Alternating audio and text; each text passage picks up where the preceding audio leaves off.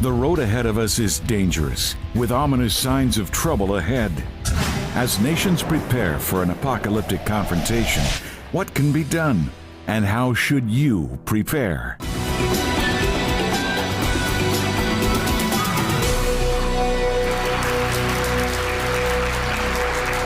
Shalom and welcome to Jewish Voice. I'm Jonathan Bernis, and thank you for joining us today. Well, the Middle East continues to boil in political uncertainty and civil unrest. Last week, we took a very close look at Bible prophecy in Syria, and today we'll examine the prophecies concerning Iran that are found in Ezekiel 38 and Jeremiah 49. Have those prophecies started to unfold? That's the question. Well, our guest today is going to answer these questions. He has thoroughly studied end-time prophecy and wrote a unique and timely book called Revelation Road, Hope Beyond the Horizon. He's back this week to share more with us, so please welcome back to Jewish Voice our friend Bill Salus. Hey, Bill, welcome back.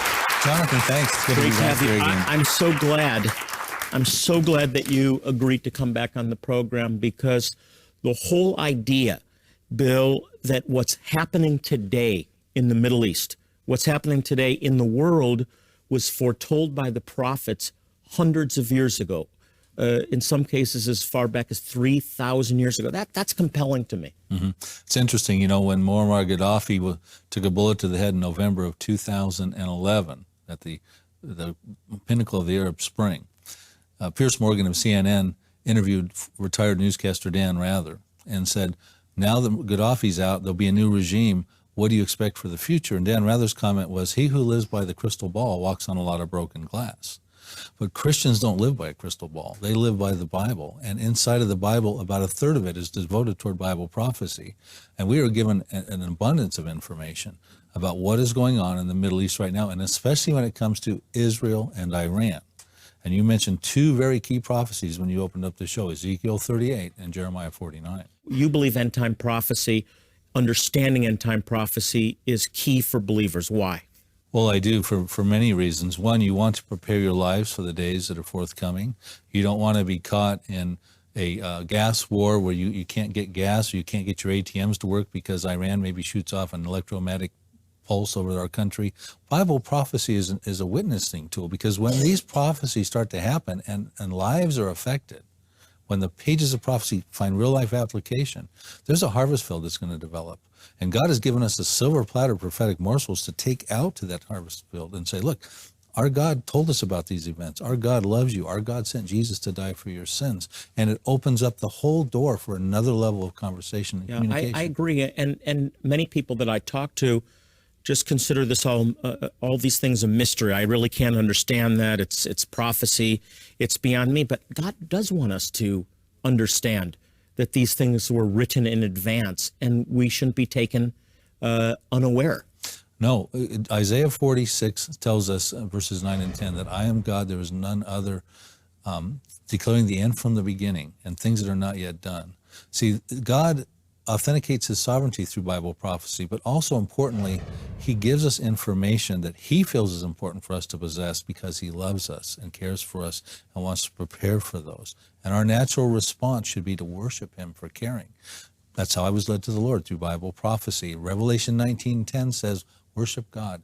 The testimony of Jesus is the spirit of prophecy. It's an integral part of the Bible. Imagine this, knowing what's going to happen before it happens in detail.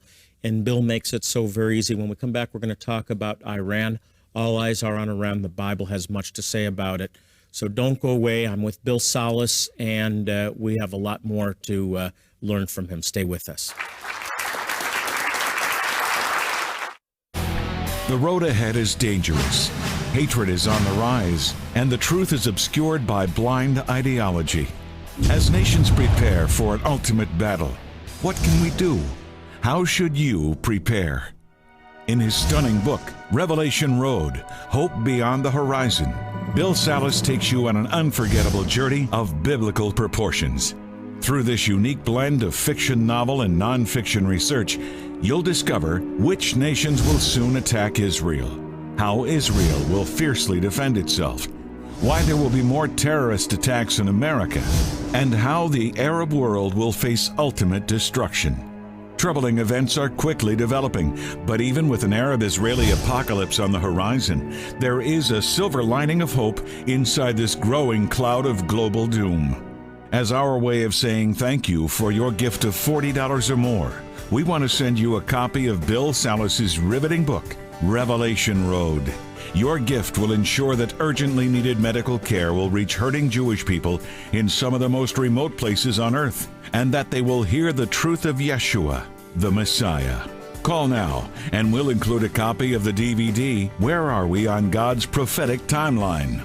Jonathan Bernis and a unique group of experts tackle the tough questions surrounding our troubling times. In it, they reveal which events are fulfilling last days prophecy and which nation will likely produce the Antichrist. With these resources, you'll gain the clarity needed to navigate the road ahead. Call or click right now with your gift of $40 or more to receive your copies of Revelation Road and Where Are We on God's Prophetic Timeline. Your generosity will ensure that urgently needed medical care and the truth of Yeshua will free these Jewish people imprisoned by sickness and bring them life-changing hope. Don't wait. Call or click now. Welcome back to Jewish Voice. I'm Jonathan Bernis, and with me today is the author of this new book, Revelation Road, Hope Beyond the Horizon. Bill, what I love so much about the book is that you have done something incredible. You've done a great deal of research, but you've made it very readable by writing it as fiction.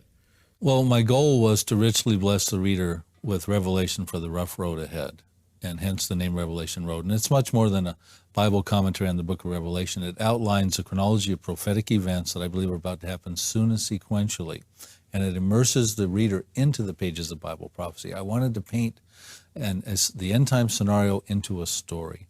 And so we have some grandparents who have their grandson Tyler. They're concerned he's been birthed into the final generation. They're trying to prepare the lad for the apocalyptic events that are forthcoming. And all of a sudden they start to happen. All Tyler wanted to do was live a normal life like his father. But an apocalyptic Middle East and terrorism in America changed his life None forever. of us are going to live a normal life anymore. We're living in very abnormal times. That's my concern. And then the biblical commentary, there's 312 pages of commentary and 120 pages of novel, supports what I said in the novel from a biblical perspective, adding veracity to the text. Yeah, beautiful and needed to be done. You believe that we are the terminal generation. Tell us why. Israel, the super sign, 1948, the rebirth of the nation, the elephant in the room, 64 years ago, that was our sign. That was the fig tree Jesus spoke about in Matthew 24. And he said that the generation that saw the fig tree, and he went on to say, all these things will not pass. He told us there would be a final generation that will not pass. And he enumerated on numerous things. Israel was one of them. That was the super sign he drew to our attention. But he also mentioned many other things, nation coming against nation. When some generation can say all these things are in the history books, the abomination of desolation by Daniel the prophet, he's also spoke about that. When they can say that's in the history books, that's the final generation. That's the tribulation generation. My concern is it our generation? Is it our children's or our grandchildren's generation? I believe it's near. And that's my concern, and that's the call I'm heeding to. I do too, and I'm so glad you're on the program proclaiming that, because this is important for every one of us watching. You may think, well, I'm safe because I'm a believer and everything will work itself out, but we're not to be ignorant of these mysteries they're not to be mysteries to us. I have bookshelves filled with books on the end times, and they all talk about Gog and Magog, Ezekiel 38. What's your take on all that? Well, that's a very important prophecy, and due to the relationships that Russia is building with the members of that Gog of Magog invasion, most people understand that Gog of Magog really is a Russian-led coalition. There's 9 populations discussed by their ancient names, Tagarma, Persia, etc., Ethiopia. That's not your view, though, is it? Well, I believe you have a different scenario. I believe we need to be watching for it. I believe it's near. I don't believe it's imminent. I don't believe it's next, because the the Israel that Russia comes to invade, described in Ezekiel 38 verses 8 through 13, is dwelling securely in the midst of the land in the latter days without walls, bars, nor gates, in receipt of great plunder and great spoil. Now, some of those are true. Israel is dwelling in the land, and it's in the latter days, but they're not dwelling securely. And the reason they're not dwelling securely is because there's these populations that were listed in Psalm 83 that Ezekiel did not list in Ezekiel 38 that don't enable Israel to dwell securely. Now unpack that, because this is what is imminent. That's my next question. What is imminent? I believe What's next? I believe it's Psalm 83, where you have the Hezbollah, you have Syrians, you have Palestinians, Hamas, Jordanians, Egypt, and Saudi Arabia, Lebanon. They're involved in this confederacy of their own accord for different reasons. They're coming against Israel. They want to destroy the Jewish state. They form crafty counsel, we're told, because they want to possess the pastures of God for themselves, we're told in Psalm 83, verse 12. If this prophecy has not found final fulfillment, and I've searched high and low and tell you from my vantage point it is pending and it's imminent, that would mean that they want one more Arab state over there. They don't want a two-state solution. They don't want peace with the Jews. They want peace without the Jews. They want another state called Palestine. And this whole talk about receding back to the pre-1967 borders is a tactic so they can have a better vantage point to wipe Israel off the map. Remember, the Palestinians... It just becomes a staging ground, right, for the annihilation of Israel. Yeah, Hamas doesn't even recognize Israel's right to exist. The Palestinian school textbooks don't even have maps of Israel in them. They just have this big map of an area called Palestine. Most of the members in the Arab League don't even recognize Israel's right to exist. So here we are trying to craft land for peace deals. American presidents dating back from George H. Bush on through Clinton, through George W. Bush to Barack Obama, are trying to give away God's land to create peace with the Arabs. The very thing we're told in Joel 3:2 that God judges the nations for in the very end times is they've divided up my land. And who is the number one country in the world, apart from the Arab states that don't want Israel to exist, that's been involved and at the forefront of dividing God's land? It's America. Sadly.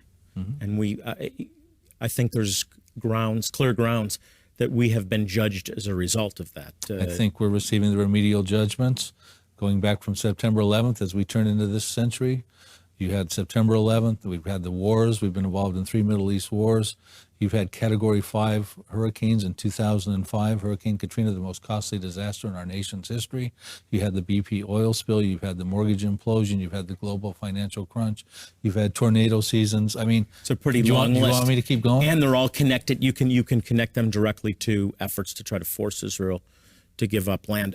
Let me switch a little bit, just go a little bit northwest, talk about Iran, because Iran is in the forefront of world attention now. It's likely they're nearing the completion of a nuclear weapon that's been pledged. They pledged they'll use against Israel. Focus on Iran. It's a very, very real threat, one that the Bible, I think, has spoken about and foretold about. You know, we spoke about Ezekiel 38. Ezekiel wrote at the same time the prophet Jeremiah wrote, approximately 2,600 years ago. And Ezekiel listed Iran as Persia. It was changed its name from Persia to Iran in 1935. But modern-day Iran on a map, is when these guys wrote, was much more than just modern-day ancient Persia. It also involved an area called Elam. Jeremiah wrote about Elam, but Ezekiel wrote about Persia. Ezekiel seems to have purposely omitted Elam because he mentions in Ezekiel 32 Elam. He knows about Elam, but because Elam apparently isn't involved in Ezekiel 38, he omits it, much like he omitted all the Psalm 83 inner circle of nations. Why does he do that? Well, Jeremiah gives us a very interesting end times prophecy. It tells us it's an end times prophecy because it concludes by saying, in the latter years, I will restore the captives of Elam. So we know it's an end times prophecy. And what happens in this prophecy, which I have searched high and low and do not believe it's found fulfillment yet, is that Iran fiercely angers the Lord. And because they fiercely anger the Lord, certain judgments come upon them. Now, let's just think about this for a second geopolitically. God has end times plans for Israel. He's gone to great lengths to bring them out of the nations of the world, out of a Holocaust environment, into the land of Israel. God's fingerprints are conspicuously all over the restoration of the nation of Israel. Incredible. Yeah. So he's got end times plans for him. We're told in Ezekiel 38 and 39, Ezekiel 39 verse 7, I will uphold my holy name in the midst of my people Israel, and the nations shall know I'm the Lord. He chooses that occasion with the Jews existing in the land, restored back into the land, to defeat this Gog of Magog invasion and uphold his holy name to the nations of the world. So that we know that God has end times plans for Israel. Now here comes Iran coming along, about to have a nuclear weapon, saying they want to wipe Israel off the map. Now, do you think that would fiercely anger the Lord? I do. Okay, so he's fiercely angered. How many of you think so too? Yeah, the whole audience agrees. Something has fiercely angered the Lord. And then he says, because I'm fiercely angered, and I'm going to go back to the preceding passages, he will break the bow of Elam, and he strike them at the foremost of their might, and then call from the four winds of heaven the winds, and it shall scatter the Elamites to the nations, and there'll be no nation where they don't go. You have a dispersion. Okay, well, let's look at the potential of what we could be looking at here. If Elam is an area where the Bushehr nuclear plant is, it's by the Persian Gulf, and it's on the western side of Iran today. If the Bible is that specific. Yeah, Elam is where the Bushehr nuclear plant is. That Bushehr nuclear plant is loaded with Russian fuel rods. Former UN Ambassador John Bolton said at the time, in the summer of 2011, when they were loaded in, that Israel's window to strike that particular facility was closed because it would create a nuclear disaster. Okay, well, it is the closest line of target for Israel to strike Iran's nuclear sites. You go right through the northern strip of Saudi Arabia and you hit that site. Saudi Arabia is not interested in Iran having a nuclear program. They have given Israel permission to have that thin strip of air to go and make that attack. That's common knowledge. If they strike the Bushehr nuclear plant, you could have this scenario happen. They get hit at Iran's foremost of its might. That would be its nuclear program, potentially. Israel really has no option if the world does nothing, and they really haven't. Well, not if they want to survive as a nation. Of course, Yad Vashem, never again. They don't want another genocidal attack coming their way, right? So Israel strikes. Israel strikes, and it could create a nuclear disaster. This is not something you're hearing on the news. What you're hearing on the news is it's no longer what if Israel strikes, but when is Israel going to strike? Right. But if they strike the Bushehr nuclear plant that is red hot, you could have a nuclear disaster. It happens to be in Elam. And what happens? That would create a dispersion. So we might have Jeremiah even predicting that much detail into what we're seeing that may happen on the news, and this may happen tomorrow, Jonathan. It's new information that not a lot of prophecy experts have been teaching. So what we do is we posit it out there. We get it out there and have people thinking about it, because it looks like Jeremiah predicted another end times prophecy for Iran, a double jeopardy for Iran. Yeah, explain that more clearly, the double jeopardy. That's what's implied clearly. Exactly, because like you said, you have shelves filled with the teaching on the Gog of Magog. This is 52 passages in Ezekiel 38 and 39 with enormous description about a Russian-led invasion that comes against Israel for spoil and plunder and great booty. So most everybody's paying attention to that. There's a great detail. I mean, it's hard to ignore that that's a prophecy and it's about to happen. But they've not caught this other part of prophecy regarding with modern-day Iran. So we may have this dual prophecy of Iran. Iran's army presently is ranked number 12 among all world armies. Israel's ranked number 10. Okay, if we have two competing prophecies going here, and competing is probably not the best word, but dual prophecies, a double jeopardy for Iran. If Israel strikes Iran's nuclear sites and it affects Iran adversely, maybe even nuclear fallout, Iran may slip down from being world ranked number 12. By the time it enters into the Gog of Magog invasion, it could be a second-class army. We don't know. But I mean, these are all the potential implications of understanding Iran's double jeopardy, because everyone has just simply been focused on Persia, who study these things and travels in these circles in Ezekiel 38, verse 5. They have not looked at the prophecies of Elam. Recently, guys like Bill Koenig, who I know you've had on your program, and Joe Rosenberg, who writes quite a bit on Ezekiel 38 type material, have now started to be talking about this Jeremiah 49, verses 34 through 39, the prophecies of Elam. Very, very relevant information. Very relevant. So the imminent is the threat against Israel by the surrounding enemies of Israel, Hezbollah, Hamas, Syria, Iran, having to deal with Iran. But then a second issue, which is this Gog-Magog battle. You don't see these simultaneously, but sequentially. I don't. Some people Exactly. I see an inner circle of Israel's enemies that share common borders. I call them, that's in Psalm 83, I call them an inner circle. There's an outer ring of nations that are spread across the boards in Ezekiel 38 and 39. So I see two different invasions. I would say this, Jonathan. Some people believe that they are one and the same war, and they'll say that, according to Ezekiel 38, verse 6, that there are many peoples with thee, hordes of people with thee, Gog. But the problem I have with that is that the populations of Ezekiel, of Psalm 83, are not listed by Ezekiel in that coalition that he talks about, although he mentions them 89 times elsewhere in all of his other prophetic chapters. Edom, Edomites, Moab, Moabites, etc., but he doesn't list them in Ezekiel 38, but he's very specific about the 9 populations, Togarmah, Tubal, Persia, that he does list. Why doesn't he list them? It seems very specific. It's probably because they're not involved. Just like he doesn't list Elam in there. Why doesn't he? Elam existed at the time that he wrote. Jeremiah wrote about it. Why doesn't he? Because it's probably not involved. It's a complex scenario, but you make it so easy. I want to talk about your subtitle. Revelation Road points out that there's hope beyond the horizon. I want you to elaborate on the meaning of that. He loves us so much, he wants us to know what's coming our way, and our natural response should be to worship him for caring. That's the essence of prophecy. And so what I do present in the book throughout numerous parts is the gospel of Jesus Christ and his imminent return. And I even have an appendix in the book about how someone can get saved. It's a witnessing tool. This book is more than just a great read. It's a witnessing tool, because we have family members around us today that don't believe in Jesus, and friends and associates that need information. They need to understand and find bearing on what's going on in the world. And we can say, look, the Bible talked about these days, and here's what it said. And you put this book in front of them and this kind of information in front of them, and it gets their attention, because as these things start to lay out, as they're starting to pay extra dollars at the gas pump and hearing about the news, and probably even hearing about the nuclear strike that goes on in the Middle East, that's going to get their attention. They're going to wonder what's going on, and you can say, look, the Bible talked about that. Nothing takes God by surprise. He's still on the throne. He wants you to know that everything is going to work out, but exactly what's ahead is something that's available to us, not through the news, but through the Word of God. Revelation Road, hope beyond the horizon. It's clear, it's concise, it's simple, and it's very, very thorough. Bill, thank you so much, Jonathan, for writing this. You. Thanks for being on the program. Bill Salus, everyone.